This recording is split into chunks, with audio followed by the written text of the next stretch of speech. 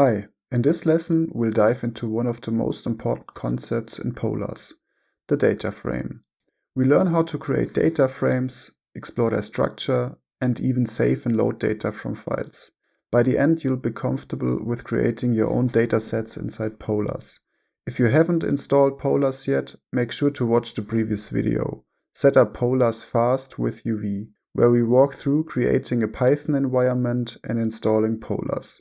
You can find a link in the description below. Once completed, you can follow along, either in a Jupyter notebook, VS Code, or even a Python REPL.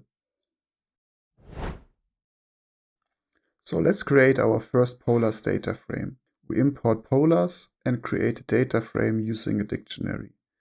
A data frame is basically a table made up of columns and rows. Here in this example, it has two columns. The first is called numbers, and the second is characters, with strings from F to K. The dictionary keys turn into the column names and the list items into the fields. The first entries map to the first row, the second entries to the second row, and so on. When we return a Polars data frame, Jupyter automatically renders a nicely formatted table. The output is quite informative and gives a neat overview of the data frame. We directly know the data type and the size of our table. In contrast to pandas, you won't find any indices. In case you are working inside a REPL, your input will look like this print statement here. When we create our data frame, we need to avoid common pitfalls. First rule is that the data type has to be consistent. We fail in this cell because the second item in numbers is a string. In the second cell, we fail because the length of all columns need to be identical and the characters column is obviously too short. In either case, you will get an informative error traceback. Typically, it's best to read them from the bottom up and we can directly extract the relevant information. Here we see that the height of the column character is not matching the height of the column numbers. Polars is flexible about how you provide your data, and there are multiple paths leading to the same data frame. In this example, we assign the data row-wise by using the argument orient equals row. Here each row is a tuple inside a list. In this pattern, the number of elements inside each row needs to match the number of columns inside the schema. And the data types for corresponding elements needs to match across all rows. The last creation method we look into is combining two Polars series. Series are the second core data structure in Polars we learn about today. Usually when we talk about a column, it is actually a Polars series object. You can think of them as named and typed arrays. We can combine several series into a data frame by using a list as our data. This method can be useful when you already have Polars series objects and you just want to merge them together. So let's make this a bit more fun. We know how to create a data frame already and can simulate the sales of a small coffee shop. The create coffee sales data function creates a dataset with n rows and returns it as a list of tuples. Inside the function, we define a few drinks from the menu, their prices, and a time range from August to September, using the built-in datetime objects. In the for loop, we create the rows, we simulate the customer's choice as a single drink, get the correct price for it, and eventually assign a random timestamp to the purchase. We add each sale as a tuple to the data list and return the whole dataset once the for loop completes. The function call can then quickly generate 1,000 fake records for us, and each record consists of a drink, its price, and a timestamp. Before creating the data frame, we can print a record quickly, and once we are confident about the format, we use the row-wise method to create a data frame. Nice, the table looks fine, and we can continue with our first data exploration. Now that we have coffee sales in a data frame, let's explore it using Polars built-in tools.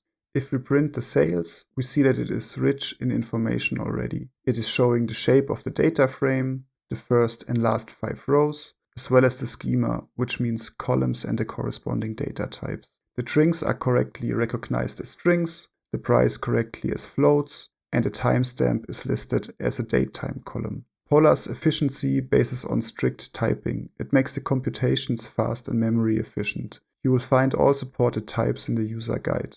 Printing the data frame is a great overview. We can directly see how different rows are composed. In the first row, for example, we see that a cappuccino was purchased for $3.5 on the 2nd of August, whereas in the second row, an espresso for $3 2 weeks later. And if we look closely enough, we might even get the first ideas for further processing. For example, we could think about sorting the timestamp column so that we see the oldest or most recent purchase at the top. But sometimes you want to access only the first or last elements. For this, we use head and tail, which is similar to pandas. This does not only display the data in print, but actually creates a separate data frame, which is useful for further processing, for example. But the whole topic of data selection will be part of the next video. By default, 5 elements are returned, but we can parameterize this as well. Another useful one-liner is glimpse. It gives a quick overview of all columns, and is perfect when you're working with large tables. It is not cropped and is especially useful when you're working in a REPL or a terminal. We've seen that the print of a data frame is rich in information already, but sometimes we only want to get the column names, or we want to get the schema as a Python object. Polars offers a bunch of helpful attributes to conveniently get the information from a data frame. In your scripts, you will use them a lot when exploring your data. Most of them are idiomatic and feel self-explanatory after a while. Coffeesales.columns returns a list of all columns. Coffeesales.dtypes returns the corresponding data types, whereas coffeesales.schema provides the mapping as a dictionary. So if you want to know the data type of a specific column, you can access it directly using the squared brackets. Coffeesales.shape tells us about the table's dimension, and we see how many rows and columns are inside. Similar to pandas, we can also call .describe on our data frame. It computes summary statistics for numeric columns, such as count, mean, min, and max, and it's good practice to check this early when working with new data. It directly provides insights about each column. We get to know about missing data and even get a feeling of the overall distribution inside the quartiles. For example, we can directly extract the time range of the sales, ranging from August to end of November in the timestamp column, or see that the average price of sold items is $2.8. It's a great quick check before doing deeper analysis.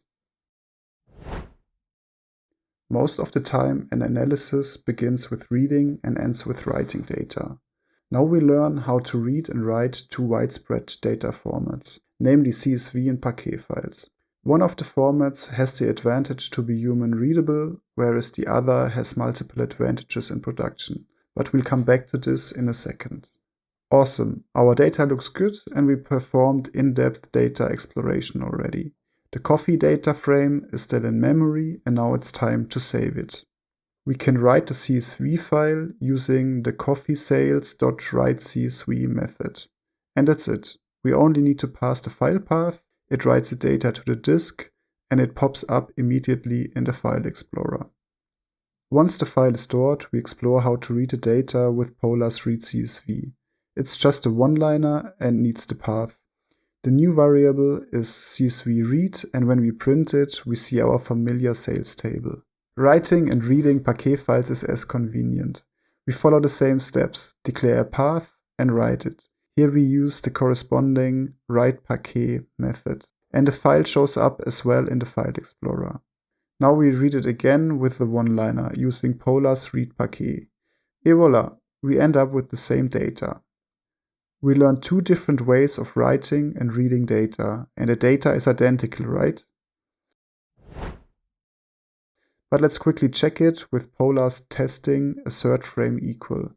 While executing, we see an error, and if we pay close attention to the error message at the bottom of the traceback, we see that the data type of the timestamp column differs.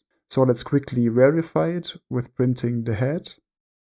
The problem is that we lost the data type for timestamp while writing the CSV file.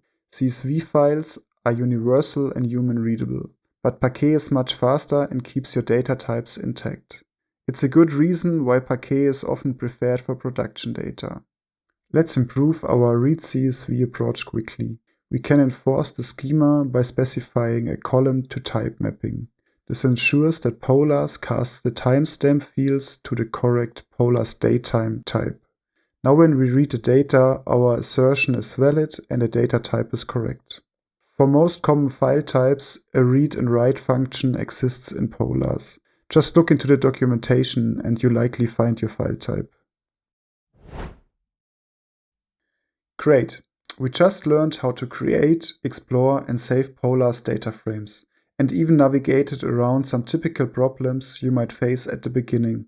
Thanks for following along. If this helped, please give it a like and consider subscribing.